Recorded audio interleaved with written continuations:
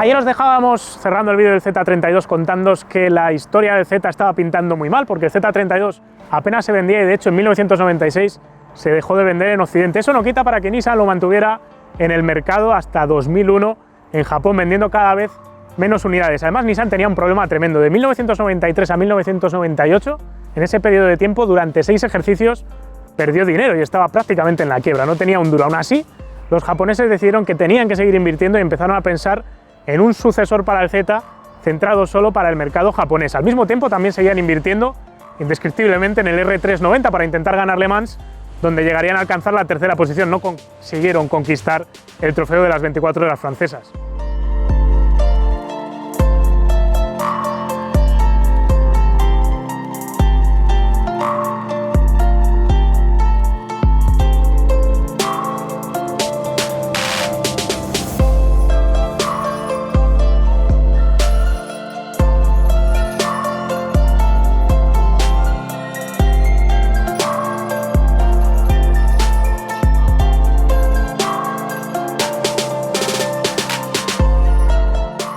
Esos desarrollos, lo que surgió dentro de Japón fue la idea de crear una especie de sucesor que se parecía más a un NSX, de hecho, que a un Z, porque era un coche conceptual que estaba desarrollando en 1997 Nissan con un motor central V8 derivado de lo aprendido en el R390 GT1. Llevaba tracción total, llevaba dirección en las 4 ruedas, era una especie de GTR pero de motor central con solo 2 plazas. Iba a ser un coche extremadamente caro y extremadamente complicado hasta que Nissan decidió sacar la tijera y cargarse directamente todo el equipo de desarrollo, directamente el coche. En Estados Unidos, mientras tanto, la gente de Nissan en Estados Unidos realmente necesitaba un Z para poder seguir empujando el valor de la marca y que la gente siguiera interesándose por los Nissan. Por eso, en 1997 lanzaron un programa para recomprar 240 Z viejos, los restauraban y los vendían en las concesiones por unos $25.000 más o menos. Pero no era suficiente, claro está. Vendieron 200 unidades de ese coche restaurado y directamente el centro de diseño que tenía Nissan en California se puso a trabajar en lo que ellos entendían que tenía que ser el sucesor del Z32.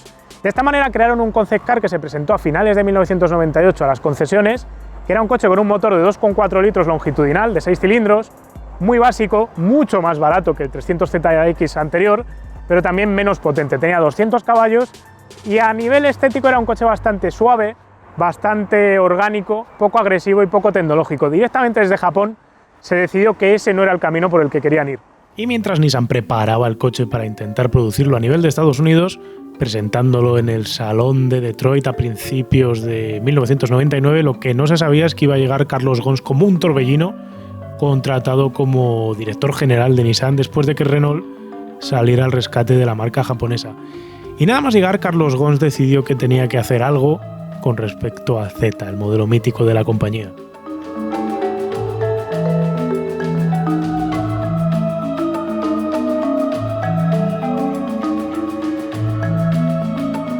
Y Carlos Ghosn no tardó en marcarse su primera apuesta. Directamente a principios del año 2000, cuando llevaba menos de un año en el cargo de jefe supremo de Nissan, lo que hizo fue anunciar que veríamos un nuevo Z en 2002 y toda la maquinaria de Nissan que había estado parada se puso a trabajar directamente para crear este nuevo deportivo. Y Nissan cumplió la palabra que había puesto Carlos Ghosn sobre la mesa, presentando en el Salón de Detroit 2001 un coche conceptual que adelantaba fielmente lo que íbamos a ver en el 350 de producción, además con toda la pompa de un show con Carlos Ghosn explicando las claves del diseño antes de que entrara Shiro Nakamura, el diseñador jefe de Nissan que le había dado el carácter al coche. Estéticamente hablando, en vez de haber cogido ese coche tan suave que se había desarrollado en Detroit, se optó por una línea mucho más técnica y mucho más innovadora. Decía el jefe de diseño del Z que este coche tenía que proyectar lo que para Nissan significaba un coche deportivo del siglo XXI. Sí que se mantuvieron, si miráis las proporciones generales del coche, sin entrar en los detalles, las proporciones clásicas de un Z, en el sentido de que tenía un capó alargado e inclinado, una cabina retrasada y una caída fastback en línea recta hacia atrás, al mismo tiempo que el culo estaba más alto que el morro, como se solía hacer en los Z de siempre. Pero todo el tratamiento de los detalles, después hablando del coche en general, es mucho más técnico, preciso y propio de la primera década de los años 2000. Tenemos directamente en el tren delantero, en el frontal, líneas rectas para generar la boca del toma de aire, los faros que están aquí metidos y cubiertos con una tulipa, pero que quieren recordar al 240Z original, un capó con 2 líneas de estilo también muy técnicas, muy rectas, todo un cuerpo de carrocería que entra, sale y vuelve a entrar, como habíamos visto por ejemplo en el Juke el otro día cuando os contaba la historia. Pues aquí es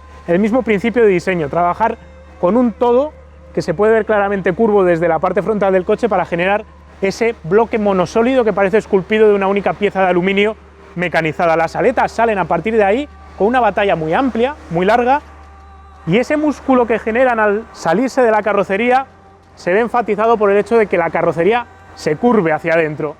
Todo el tratamiento de superficies no se ha optado por líneas agregadas de estilo, no se intenta ser innecesariamente rebuscado para darle tensión a la carrocería, sino que se trabaja todo con unos planos muy sencillos, con 3 formas claras para darle forma al coche en general. La cabina es muy retrasada, se dibuja con un único arco, diría que reminiscente en algunos, de alguna manera, algún Audi. La parte trasera tiene una tapa de maletero bastante plana. Aerodinámicamente decía Nissan en aquel momento que esto le permitía evitar tener que colocar alerones móviles y otras piezas aerodinámicas de apoyo, y se remataba toda la trasera bastante redonda con unos faros también muy técnicos y 2 salidas de escape que en aquel momento no se consideraba necesario colocar un difusor trasero.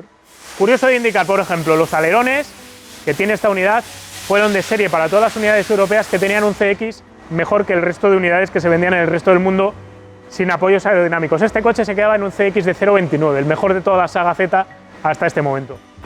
Después de haber abierto la manilla mecanizada esa que parece una joya que tienen las puertas, te introduces en un interior muy cuidado en el sentido estético de la palabra. Habíamos pasado de un Z32 que era en cierto modo una nave espacial, y aquí se retomaba más la esencia del Z original. Por ejemplo, tenemos los relojes colocados aquí en la parte superior del salpicadero, que son un claro guiño al 240Z original.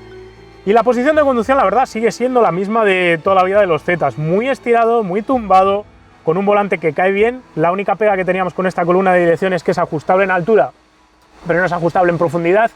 Y eso hacía que pudiéramos ir, sobre todo si medíais como yo, si vais bien de pies, si vais un poco alargados de brazos. Se movían los relojes con el propio volante cuando mueves la columna arriba y abajo, algo que también veremos después mañana en el vídeo del 370Z.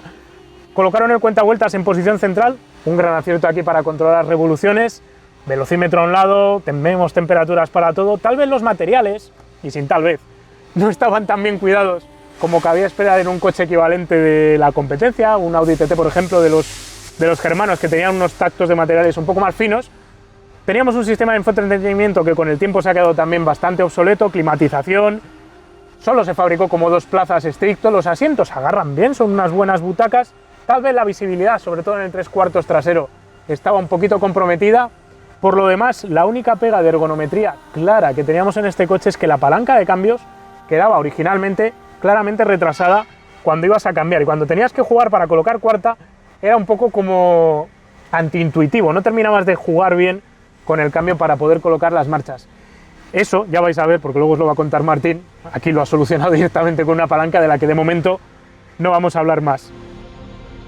A estas alturas de película, Nissan decidió hacer este coche ya un estricto 2 plazas, se olvidó de la versión 2+2 y dejó este espacio del mercado para los Skyline Coupé en Japón y los Infiniti en Estados Unidos. Al final, el G35 y otros modelos que fueron saliendo después sobre esta misma plataforma ofrecían esa cobertura de Coupé GT que antes estaba ofreciendo el Z32 en el mercado.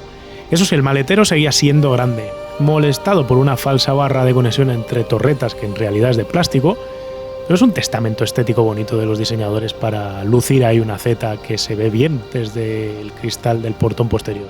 Cuando Nissan empezó a pensar de cómo hacer la versión nueva del Z, una de las cosas que se planteó fue crear un 4 cilindros turbo. ¡Oh, Dios mío! Pero rápidamente entraron en su y los japoneses pensaron que tenía que ser Z igual a 6 cilindros, no podía ser un 2 litros turbo de 4 cilindros. Así que lo que tuvieron que hacer para que el coche pudiera ser económicamente viable, porque tenía que ser un coche que se pudiera vender en Estados Unidos sobre los $30.000, decidieron emplear una plataforma que ya existiera, en vez de crear una específicamente para este coche. Así que cogieron la Front Midship. ¿Qué quiere decir eso? ¿Qué plataforma es esa? Esa es la que estaban utilizando en aquel momento los Skyline en Japón. La idea de esa plataforma era colocar el motor en posición delantera central, por detrás del eje delantero, colocando todos los 6 cilindros hacia atrás y que fueran de tracción trasera. Es la misma plataforma que se acabaría utilizando en los G37 de Infiniti, en el GTR, de hecho es una evolución de esta misma plataforma, y lo que le permitió a Nissan es ahorrar muchísimo dinero utilizando algo que técnicamente estaba muy logrado. La única pega que tuvo el coche básicamente es que era una plataforma relativamente pesada, porque estaba pensada para coches muy potentes, muy grandes y muy pesados. Y aquí no pudo meter aceros de ultra alta resistencia ni aluminios, más allá del capó y algún que otro elemento para reducir peso. El otro día, cuando os estaba hablando del Z32, os dije que Nissan había intentado montar su motor VQ debajo del Z32 y al final no pudo porque no cabía. Aquí directamente por fin colocó el VQ. El VQ es un motor que tenía compartido con muchos otros modelos, incluyendo un montón de Infinitis, porque al final, pues de la misma manera que compartían la plataforma, compartían el mismo tipo de motor como base. Es un motor tradicional, es un V6 atmosférico de 3,5 litros con 280 caballos. Este motor, cuando se lanzó este coche, todavía soportaba la limitación de potencia que se habían autoimpuesto los fabricantes japoneses. Luego en siguientes versiones fue creciendo hasta más allá de los 310 caballos.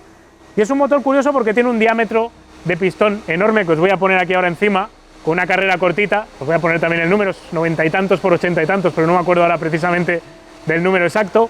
Un motor que estaba caracterizado sobre todo por su flexibilidad. Era un motor que tenía mucho par en bajas vueltas y luego le costaba un poquito estirar. Llegaba a 6.200 vueltas más o menos, pero no terminaba de tener ese punch arriba que lo hubieran hecho más deportivo. Eso lo fueron solventando porque fueron saliendo siguientes versiones de este mismo propulsor que ya se estiraban un poquito más arriba y eran un poco más deportivas de tacto.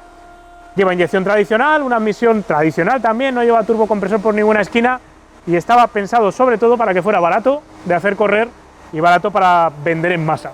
Y ahora vamos a verlos por debajo para contaros la caja de cambios que llevaba y todo el resto de suspensiones.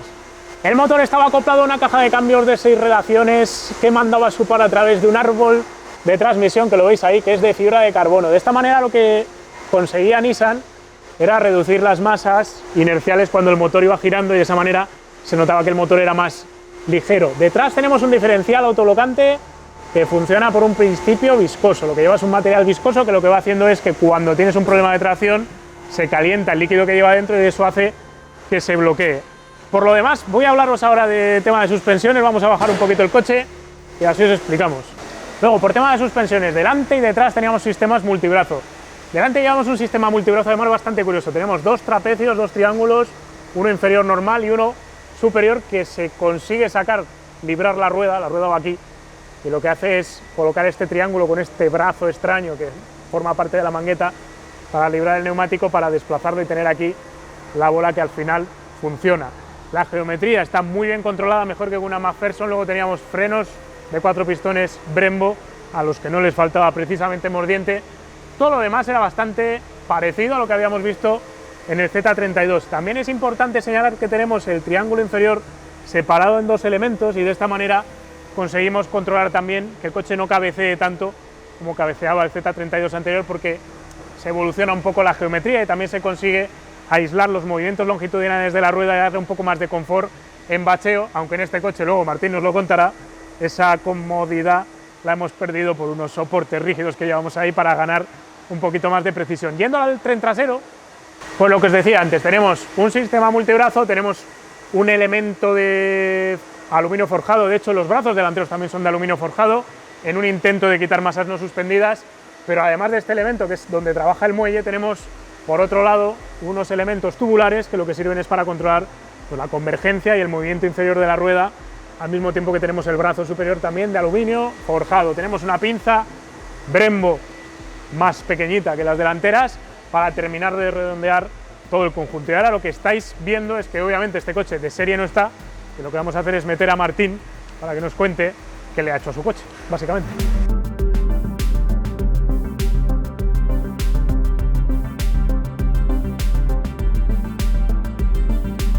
Como habéis visto desde el principio del episodio, hemos grabado en Balleros porque nos ha recibido Martín. Muchas gracias, Martín. De nada, habéis encantado. Si no conocéis el taller, pues un taller conocido de suspensiones, ruedas, geometrías, en la zona centro, básicamente. Señor. Y Martín, que es un orgulloso propietario, vamos a decir, orgulloso de tu, muy orgulloso de tu Z. Cuéntanos un poco cómo has acabado teniendo un coche de estos. Pues la historia, como todas las historias de amor bonitas, tiene su historia detrás. Yo era propietario de un Evo 9 en aquel momento, que me encantaba, pero era un coche excesivamente radical para tener un solo coche como tenía en aquel momento. Este coche lo compró nuevo mi padre quería un RX8, que te sonará la historia, pero a la inversa. se enamoró de él viendo una revista y por el carácter de mi padre, por lo que conocíamos a mi padre, cogimos mi hermano y yo. Mi padre era una persona que necesitaba un coche con bajos, le contaban un motor de 6 cilindros que había tenido con anterioridad. Era un concepto totalmente diferente y conseguimos convencerle, pese a tener solo 2 plazas, que era algo que a él le preocupaba, y conseguimos convencerle para comprarlo. Lo disfrutó unos años, bien cuidadito, le hizo muy poquitos kilómetros y en un momento de su vida cayó en la moda sub. No, ahí no pudimos hacer nada y bueno, pues decidiendo qué hacíamos con él, el mercado estaba muy bajo, nos iban a dar muy poco por él, convivieron los dos en mi garaje, solo dos, y poco consiguió enamorarme. Es un coche infinitamente más lento, tanto de chasis como de motor, que el Evo, sobre todo el Evo que tenía también bastantes cosas cambiadas. Pero me cautivó, tuvo algo que me cautivó. También es verdad que la leyenda Z desde los primeros 240 a mí me llamaba la atención, pero me acabó enamorando. Entró por el ojo. Si uno es pérfido y complejo y le da a la cabeza, dice, Martín quería un Z, convenció a su padre para que se lo comprara sabiendo que unos años después se lo iba a quedar para él. Sí, una un poco ¿no? de sí. No, pero se ajusta, Se ajusta a la realidad. Sí. Señor juez, aceptado usted. ¿Qué le has hecho? Porque obviamente no le ibas a bajar de serie. Cualquiera que sepa un poco, pues siempre encuentra en su coche de diario, siempre encuentra cositas. Tú dedicándote a lo que te dedicas. Te prometo que lo intenté. Te prometo que intenté mantenerlo totalmente de serie y más o menos un año aguanté. Casi de serie. O sea, que puedo creerme que te lo intentaste dejar de serie y que tu padre se compró el coche sin que tú lo quisieras después para ti. La segunda, la primera entiendo que es difícil, pero la segunda sí te la puedes creer. De verdad que lo intenté. Pero al final, a mí no me gustan los coches. Nunca he tenido un coche de serie, ¿vale? Nunca en toda mi vida. Sé que le quita veracidad, pero es así. No he tenido nunca un coche de serie y me hacía ilusión tener primeramente un coche de serie. Primero porque fue una de las cosas que me enamoró. Esos poderosos bajos que... El motor de camión que digo yo, pero bueno. Como Petrolhead es un poco inútil, ¿no? Tanto bajo o medio, pero en conducción diaria te acaba, sobre todo ese sonidito que tiene, esa cosa, tiene. Y era un coche llevable, se podía utilizar a diario, quitando consumo, pero yo como un poquito de kilómetros al año. El mantenimiento normal, es un coche muy mantenible en precio y todo. Pero siempre hay peros. El primero fue el shifter, que hemos hablado antes de él. Estás de acuerdo conmigo en que es una palanca demasiado corta, a mí la posición esa de los GTs de los 90 tan baja y sobre todo tan retrasada, no me hacía nada cómodo, tenía como que buscar la palanca cada vez que quería. Y bueno, pues con esto aparecieron los shifter con timonería completa y acabé poniéndolo. Y ahí es donde se empezó el melón, porque ya se lió. Ya no es de serie, ya se puede hacer todo, ¿no? Tampoco hay mucho cambiado, ya te digo, no me gustan los coches, o sea, una cosa es que no tenga coches de serie, otra que me gustan los coches, odio los coches, no odio nada, pero no me gustan los coches cargados, danotizados, con 7000 piezas, no. A mí me gusta mejorar cada aspecto que creo que es mejorable o tiene pérdida de fiabilidad en algo. Tienes ahí un muelle, oiga, que tengo la cámara al revés y grabo una estupidez. El cielo. Tienes ahí muelles y amortiguadores que están sustituidos. Cuéntanos un poco, porque este amortiguador tiene pinta de no ser barato. Se pone ahí Öhlins. Öhlins es una de mis pasiones, me encantan los chasis, me encanta, o sea, me súper encanta el tema chasis. Entonces intenté, primero fue un poco prueba por ver qué tal funcionaba, porque habíamos probado muchos Öhlins en coches alemanes, nunca había probado Öhlins en un coche japonés, y fue una primera prueba para ver de verdad si se emplean tan a fondo como con los alemanes, que a día de hoy puedo constatar que sí. Estaba dudando porque me gustan las suspensiones suaves, como hemos hablado antes, que trabajen, que tengan recorrido. No un coche tabla que vaya rebotando, sino un coche que fluya con la carretera, ¿no? Efectivamente, no es un coche para circuito, ni es su intención. Va a hacer más kilómetros en carretera de montaña y sitios revirados con mal asfalto que en circuito puro y duro. Y me decanté por él, pues un poquito por probar, por tal, y por darle esa chispita que quieres que significa llevar Öhlins en tu coche. La verdad que satisfechos, creo que no son baratos, pero valen lo que hay que pagar por ellos. PVP, ya que tienes un negocio de estos, ¿cuánto puede costar la suspensión completa? PVP están casi en 2.900 euros. Tampoco es una barbaridad, pero no es una TTX. Efectivamente, y está en el rango donde yo considero, en el rango máximo de suspensiones que se pueden tener para por la calle. Siempre queremos más o tenemos una capacidad económica para comprar suspensiones mucho más caras, pero estarás de acuerdo conmigo en que una suspensión de 6.000, 7.000 es una maravilla, pero es una maravilla con un mantenimiento muy alto. Y una vez al año, sácalas, mándalas y demás. Esto, en cambio, van cayendo los kilómetros y de momento. Es algo que se puede usar todos los días como el coche, básicamente. Y confortables y súper a gusto. Luego yo te he dicho que si era Powerflex no era morado, era raro. Bueno, estos en particular son de la marca Strongflex, son los más blanditos, tienen 2 durezas, igual que Powerflex, llevan SORD 80. Es una parte que yo he visto crítica en este coche, primero porque envejecen prematuramente, el cilindro más grande que hay, solo les tengo cambiados esos, he ido probando, ¿vale? Como siempre con todo, y sin quitarle mucho confort, le da bastante precisión a la dirección, que era algo que le echaba en falta, y más que los dos no estaban rotos ni muchísimo menos, pero es verdad que ya estaban blanditos y notabas, te daba sensación más de pesadez de la que el coche tiene de por sí. Al ponerlo ha salido bien, he perdido muy poquito confort, luego podrás verlo tú, y bastante precisión de guiado que era lo que esperaba. No sé todavía si acabaré con el resto o no, sobre todo el desgaste lo dirá, pero de momento esto. Y pastillas, frenos, que los frenos de serie, incluso para el trato de circuito, para jugar a ser piloto, las pinzas y estos discos son suficientes, como ves el disco llevo disco liso, nada de florituras. Y Ferodo delante y detrás, de ese 3000 delante, de ese 2500 detrás, que para mí hacen un matrimonio. Líquido ahora mismo suelo alternar, me gusta usar móvil 5.1, no sé si está bien dicho lo de las marcas, pero me gusta usar un 5.1 porque tienen un poquito más de para uso en carretera es perfecto y es inocuo, muy poco giroscópico, inocuo me refiero con gomas y demás, y cuando voy a entrar al circuito o tengo citas un poco importantes, pues ya pasa un DOT4. Ahora estoy probando Ferodo Fórmula 50 y me gusta mucho cómo está yendo. Yo te iba a decir Castrol SRX, pero... El SRF muy buen líquido, pero es de los más agresivos con la goma. Es que de hecho nos come siempre todas las puntas, todas las gomas y acaba siendo un problema. Es algo que yo intento evitar, porque al final un líquido de freno lo cambias en una hora y tienes a diario el y oye, conservo retenes de pinzas, ¿sabes? Porque tampoco es un coche que lleve un uso fuertísimo en circuito. Vale, más cosas, las llantas, los zapatos, los neumáticos. Llantas y neumáticos. Tiene muy buena pinta esto. Ese fue el siguiente stage. He probado, ya sabes que el coche es bastante morrón de origen y sin querer hacer cambios radicales de geometría y demás me dediqué a jugar con los neumáticos. He intentado de todas las maneras usar neumáticos de la misma anchura delante y detrás, que estoy convencido que sería la clave, pero por temas de diámetros no he conseguido, y ya te digo que he probado unas cuantas. Bueno, son semi-slick. El uso está estimado. No, aunque llueva más o menos se defienden. No son una maravilla, pero se defienden. Pero no es el uso más idóneo como un coche diario, pero es que no es un coche diario para nada. Tengo la suerte de vivir muy cerca del trabajo y hago muy poquitos kilómetros con él. Y las llantas, pues una Soceta que me encantó, esos diseños que ves en foto y dices, son las que quiero. Y sobre todo porque las de originales son buenísimas. Las Rise, puedo dar fe que son resistentes como nada. Súper ligeras, andan alrededor de los 8 kilos, 8 y pico, pesadas por mí, porque son 8, 8 y medio. Pero se quedan pesadas por mí. Me pone Made in Italy. Pero se quedan estrechas en. No, las 8, 8 y pico, las Rise. Estas son un poco más pesadas. Ahí he perdido dinamismo, pero me ha podido el postureo un poquito y la estética. Ojo, al final es lo que te entra también, ¿no? Necesitaba también, pero sobre todo que necesitaba anchura, ¿no? Porque yo he montado 2,65 y 2,45 delante y detrás, que es la relación en cuanto a anchuras que mejor me ha funcionado para mi gusto con este coche. Que con esto entendemos que ya cabecea menos.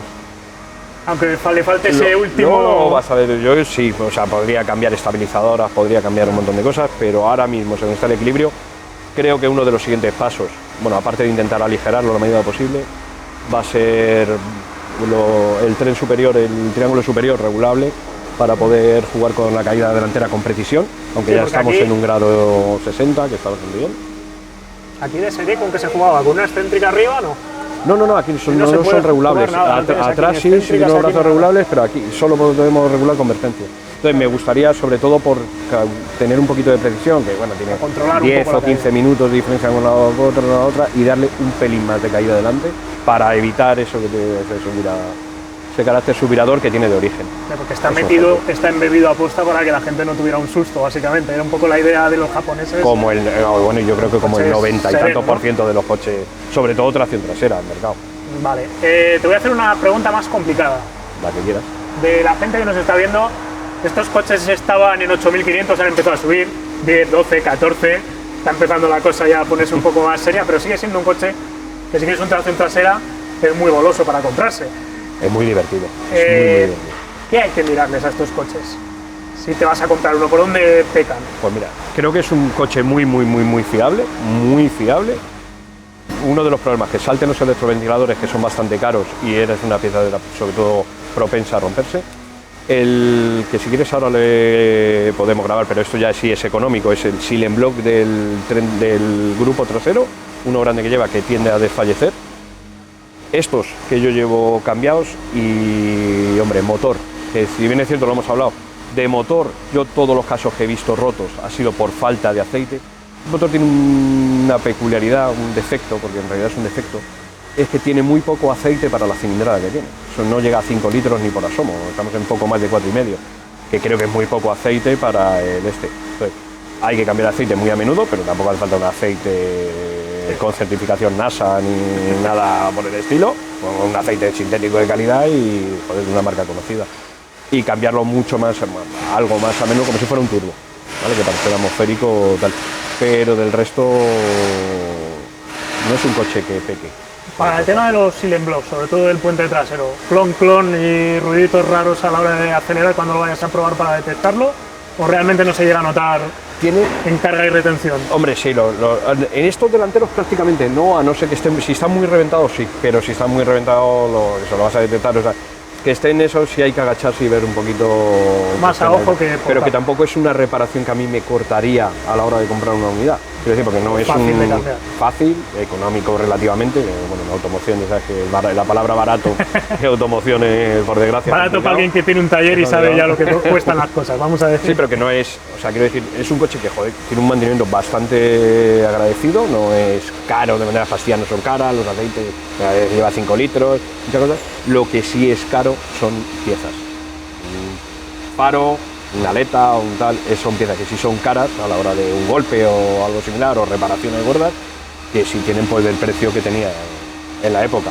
Por el resto, eso, hombre, estos coches Pecan también tienen un pequeño cri-cri reconocido por Nissan, que hay yo lo tengo con eso, que es engrasar la punta de la transmisión. No tiene ninguna complicación ni nada por el estilo, que nos puede confundir y pensar que tiene algo, pero que es un clic normal y corriente que, vamos, de hecho, a mí me parece hasta característico de ellos. Casi todo lo he oído. Pues muy bien, Martín. ¿Vamos a conducir o qué? ¿Te parece? Vamos a la parte bonita, ¿no? Lo probamos. Después de grabar todas estas explicaciones nos dimos cuenta de que nos dejábamos 2 puntos más para verificar si te vas a comprar un 350Z. Uno es el estado del embrague y el volante de inercia bimasa. Si está maltratado implica un cambio que puede irse a 2.500 euros si apuestas por las piezas originales de Nissan. Aunque hay precios más normales, nos decía Martín, si te miras fuera de la casa matriz y te miras de otro recambista de contrastado prestigio. Y el otro aspecto es que si durante la prueba del coche, tras un rato, notas que el embrague le cuesta retornar a su posición de acople original tras cambiar una marcha, tal y como nos ocurrió a nosotros durante la prueba de esta unidad, esto es debido a que el latiguillo que lo acciona se recalienta.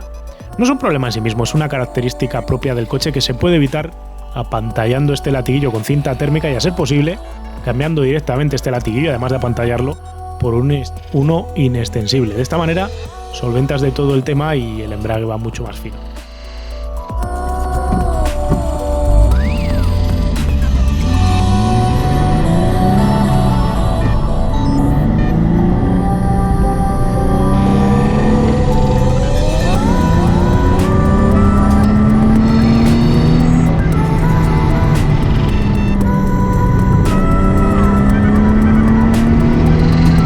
Bueno, pues como hablábamos con Martín, ahora lo que tocaba era conducir.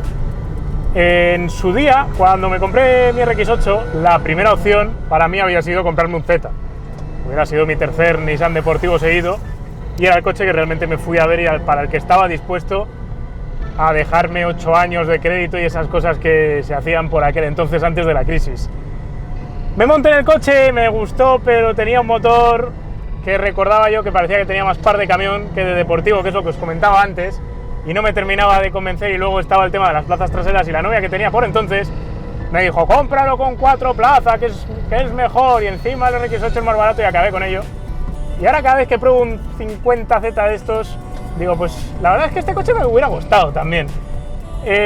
A la hora de conducirlo, es un coche bastante distinto a la propuesta que tenía el Z32, el 300ZX Twin Turbo que os probamos ayer, porque aquí Nissan buscó un coche con más tacto deportivo y menos tacto de GT, por fin, en la saga Z desde la primera generación, básicamente.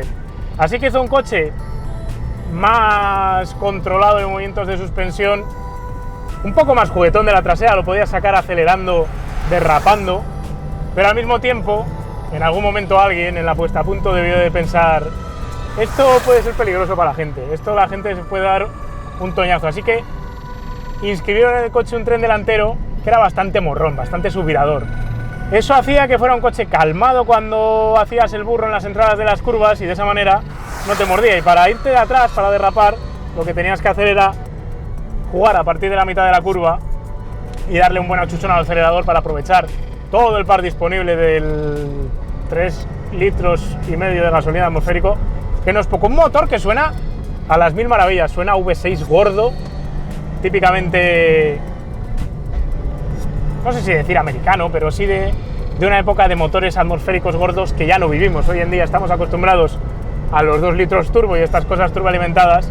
De hecho, ya se venía un 300ZX turbo y aquí tenemos una experiencia más auténtica, más de coche con motor grueso, tal vez más parecida, de hecho, al L28 original de los últimos 280Z, en forma de músculo y respuesta gorda por encima de un coche de turbo.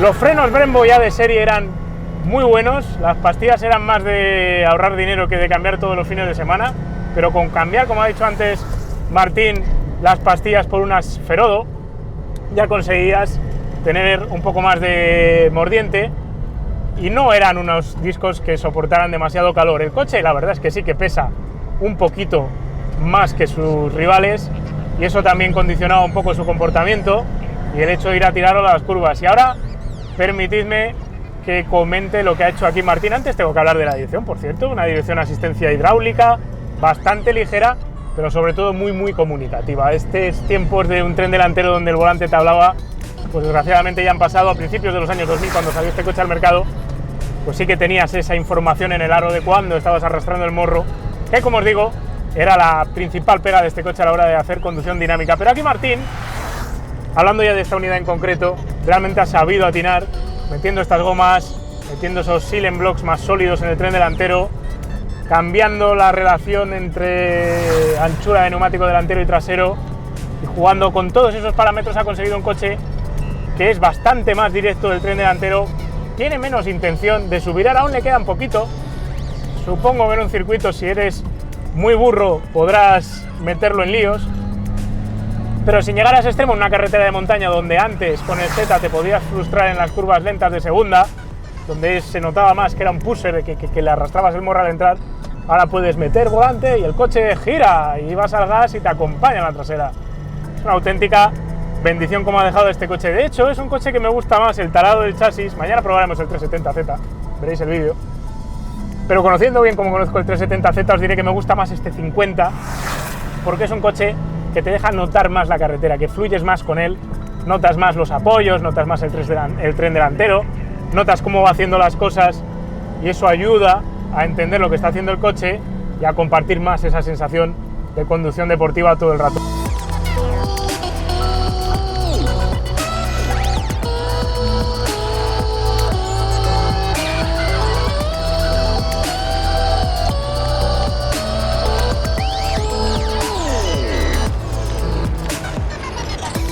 Punta tacón puedes hacer sin ningún tipo de problema, los pedales están bien colocados, me gustan los asientos y el cambio este de marchas que ha puesto también Martín me parece que es justo lo que necesitaba el coche, porque como os decía antes cuando me he montado en el interior, este es un coche donde cambiaba las marchas aquí abajo, era un cambio además que te quedaba atrasado y al final como que te hacía un gesto raro la muñeca, ¿no?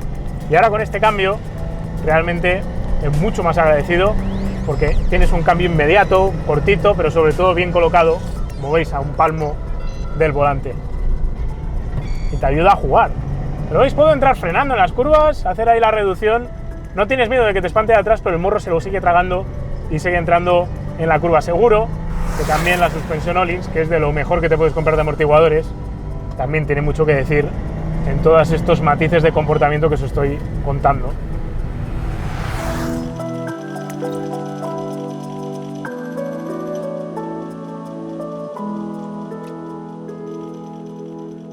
Después de fabricar 180.000 unidades, Nissan en 2008 decidió jubilar el 350Z y sacar el 370Z, y lo hizo con tan mala suerte que justo lanzó el 370Z cuando reventó toda la burbuja inmobiliaria y vino la crisis, y eso hizo que el 370 pues no se viera tanto en las carreteras como se había visto el 50. Ahora mismo os podéis comprar un cacharro de estos por 12, 14, 16.000 euros, depende del estado. Ya lo ha dicho antes Martín, que era un coche tremendamente fiable, así que es uno de esos coches que auténticamente a mí me gustaría comprar para disfrutar de un tracción trasera sin demasiadas complicaciones, sin romperte el coco ni ir pensando todo el rato cuánto me va a costar el recambio o si va a explotar el coche.